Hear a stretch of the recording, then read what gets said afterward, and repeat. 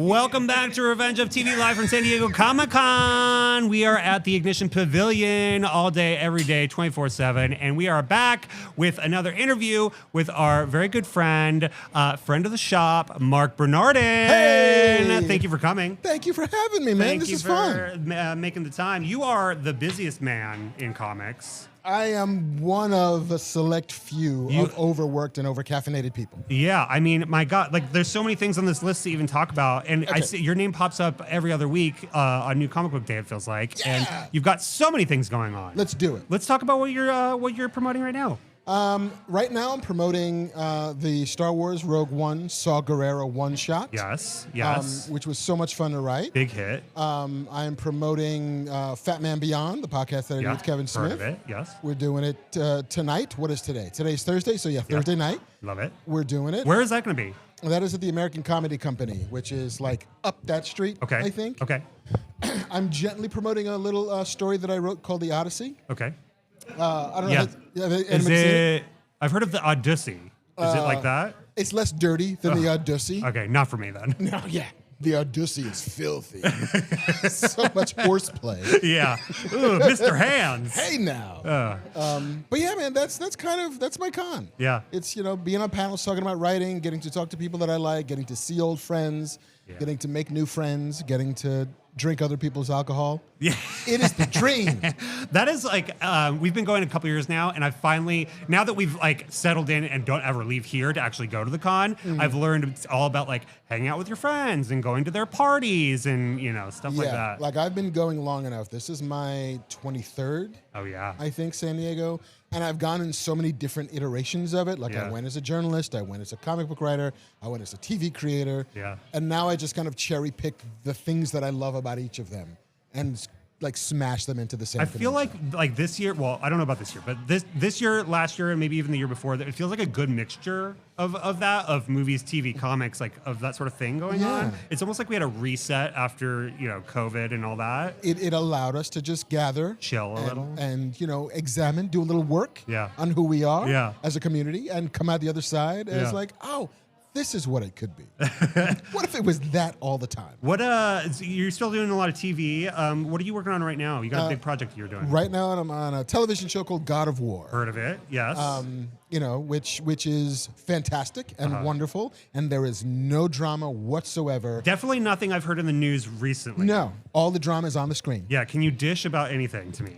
All I can say is that we did have a little bit of a hiccup with our lead actor, who injured himself while performing a stunt on the show. Very stunt-heavy show. Yeah. And the injury was severe enough that I think all parties concerned were like, he's got to recover. He's got to take the time to get himself right. But we unfortunately have to keep making a TV show. Yeah. And so there was an amicable parting of ways. And so now what a bummer. Very much so, because he was killing it. Yeah. He was killing it. So it's a shame to have to pivot, but we will do that thing. We're show people. Show business. The show's got to go on, baby. Show must go on. I'm a huge God of War fan, so I'm excited about that one. Awesome. Yeah. I mean, I've seen 4 episodes of it so far, and it scratches all the itches you want scratched. Yeah, I think we're like in the golden age of like video game adaptations. Yeah, where like suddenly people are beginning to realize that, and it's a thing that had always been, there's great story in these games. There's great characters in these games. And if you let them be what they're supposed to be, you can get great TV out of it too. Exactly. Talk to me about Fatman Beyond. That's happening tonight. Talk to me about the podcast. Well, the podcast is Kevin and I. We have discovered that we are both at our best when we are with each other, pretending that we just got out of a movie and we're talking in the parking lot for like 2 hours. I love that. And that's the vibe that I think makes it work as long as it is. We've been doing this for like 15 years almost. Oh my God. And it's just like kind of 2 guys who would be friends anyway. Yeah. Who come from slightly different places and slightly different walks of life, but we're both in our mid-50s and have loved this stuff for most of our lives. Yeah. And it's a blast. It's the most fun I get to have. And you've taken it on the road. You've taken it on the sea, right? Yeah, when he started doing these cruise askews. Yeah.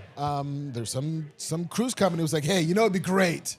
It'd be great. This dude on a boat Yeah. with casts of like mall rats and clerks and fans and again alcohol. Sure.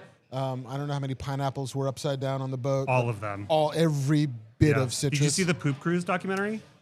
Unfortunately, yeah. Before I got on the boat, it'll change your life in ways you can't imagine. You can't unsee it. You cannot unsee it. So yeah, like it's been a blast. Like I have decided, and it wasn't a hard decision, that when Kevin asked me to do a thing, I say yes. Yeah. It's like, hey man, you want to be the co-host of the podcast? Sure, man. Hey man, you want to ride a He-Man?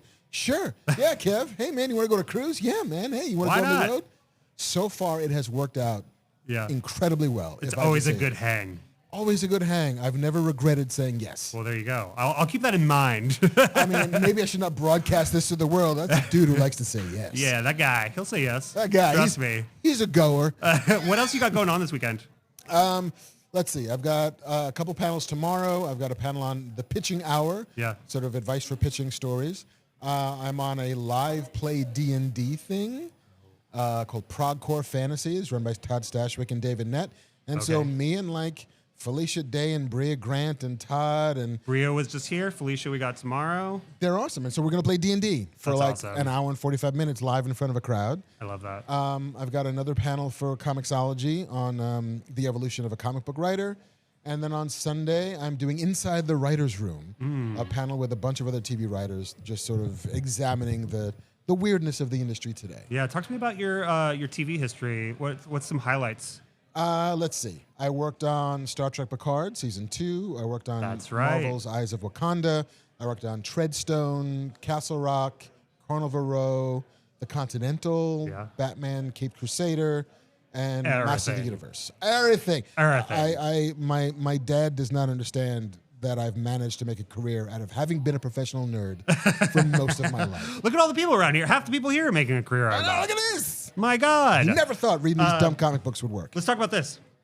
Sensus. It's a book that I did with my buddy Adam Freeman. Yeah.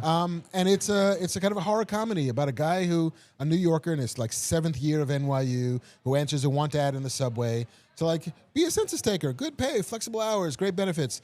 But it turns out that it's a census of the supernatural and extraplanetary and alien beings living in New York City. Yeah, cool. So it's like knock on a door and try to survive, but asking these questions.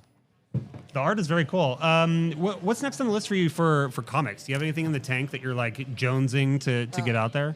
There's a book that I've been working on for a little bit now that they have not announced yet, but maybe I'll with it. It's a Western that I'm doing with Adam Freeman again and Comixology Originals. Cool.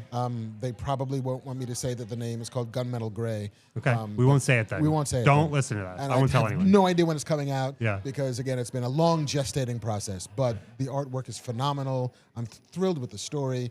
And Comixology has been awesome to work They've been killing it, honestly, recently with some of their like stories that they've been bringing to print from Comixology. I forget there's that Scott Snyder book that was like a 3-issue thing, pre-Batman and all Witches. that. What was that one? It was like also a westerny sort of thing. Yeah. Who knows? I can't remember. But they've done some great work.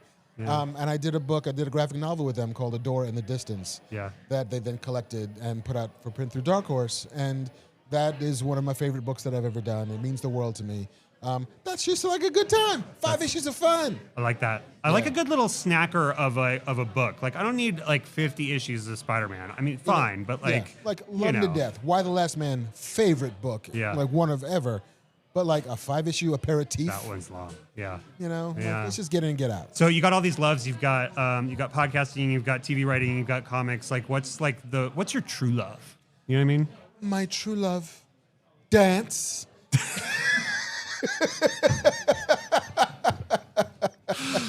Yeah. No, man, like I just the ability, the capacity, the gift to be able to work in these fields that I've loved since I was a kid. Yeah. Man. Like I was reading comics at 7 and 8. I saw Star Wars in the theater first run. Like Star Trek was my first TV show that I loved. To get to play in these worlds, to get to hang out with these people who make these things. To get to come to a place like Comic-Con and go to a bar and like, that guy did this and that lady did this and that person did this and I'm kind of friendly with them and it's so bananas. There's honestly, like I've asked this question of a lot of people and that's like the general answer is like they just love to like play around in these worlds. Like finally. Yeah, you know? I mean, we grew up as toy kids. Yeah. Right? We grew up like, I want to pick up these G.I. Joes and these Star Wars figures, and I want to make Princess Leia and Batman kiss. Yeah. Because of course I do. Yeah. And now I get to pick up these toys and I get make to them play kiss. with them and make them, dude. And all sorts of other things. I tried so hard to get Bail Organa and Saw Gerrera to kiss. Oh, And like my Lucasfilm was God. like, no, the Force doesn't work like that. how was your experience working in that Lucasfilm arena with the books? I mean, it's pretty great so long as you realize that there's always going to be guardrails. There's always going to be things that they Obviously. have opinions on. Like I wrote this Darth Vader, I wrote a story in their Black, White, and Red Yep. Anthology. And I had this whole thing where I wanted Darth Vader, somebody was going to shoot at him, and he was going to catch the laser bolt in midair and pivot it and send it back to where it came from. And Lucas said, nope, Darth Vader can't do that. It's like, what do you mean, Darth? He's Darth Vader, He can Lord do of the anything. Sith. He's like, he's powerful, he has no control. I was like, Kylo Ren could do it. It's like, Kylo Ren had better training. Wow. I was like, damn. Who's up there in their tower writing these rules? I You don't know, but he's here somewhere in a cowboy hat, Yeah. I'm sure. Most definitely. Well, I'm going to have you sign this, and we're going to give this away later on the Outstanding. stream. We're having everyone sign everything as they come in through. We had Todd Amazing. McFarlane sign something. You can sign it after. I mean, are you afterwards. sure? Because I came here Just sign it wanting right to now. sign. Okay, sign it right now. I didn't leave my Sign it right here. Let me open this for you. I didn't leave my hot tub to not come and sign a thing. Believe me, I know. Yeah, duh. Believe me. I'm sure you have a mobile hot tub by now, though. I mean, basically, it's the trunk of my Pinto Oh, yeah. that Okay. I just put like too much salt water in. Yeah, I had to learn the hard way that out in public you have to use the toilet paper with your hand. They don't have bidets around here. Did I'm you know still that? waiting for the 3 seashells, man. You're telling me? My God, we have that pinball machine, and there are no seashells on it. Liars! Missed opportunity. Anyway, thank you so much, Marc Bernardin, stopping by. We are big fans. My genuine pleasure. And I will reach out to you every time we have a thing to see if you're available. Pew, pew. Pew, pew. That's it for today for all our interviews. Thank you so much. We're going to be back later tonight with the end of day haul, so stick around. We'll see you soon. Bye-bye.